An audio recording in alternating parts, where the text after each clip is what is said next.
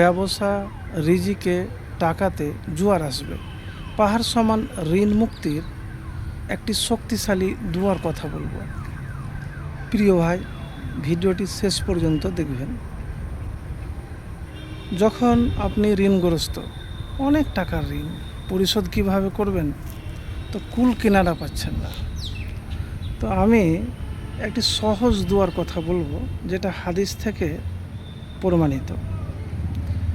একবার আলী রাদিয়াল্লাহু তাআলা আনহুর কাছে একজন এলেন, গোলাম, কীর্তদাস, এসে বলছেন যে আমি ঋণ পরিশোধে ব্যর্থ, পরিশোধ করতে পারছি না। তখন আলী রাদিয়াল্লাহু তাআলা আনহু তাকে বললেন যে আমি তোমাকে এমন একটি বাক্য শিখিয়ে দেব, যদি কারো পাহাড় পরিমাণ ঋণ থাকে এবং সে যদি একনিষ্ঠভাবে এই দোয়া পাঠ করে, তবে মহান আল্লাহ তার ঋণ পরিশোধের ব্যবস্থা করে দিবেন।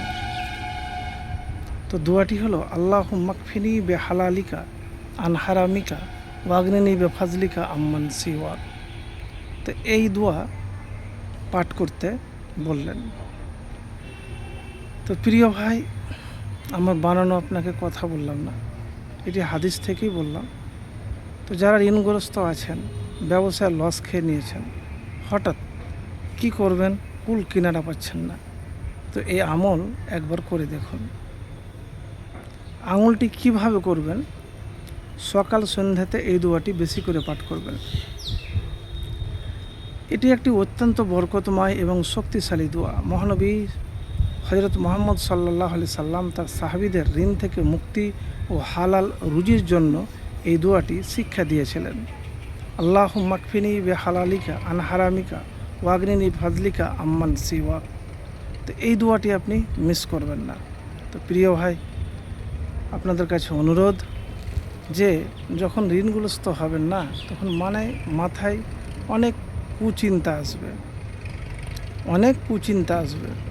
যখন ব্যবসা ভালো চলবে না, তখন মাথাতে অনেক রকমের কথা আসবে। তো মানুষ যখন পরিস্থিতির সাথে মোকাবিলা করতে না পারে, তখন হতাশ হয়ে যায়।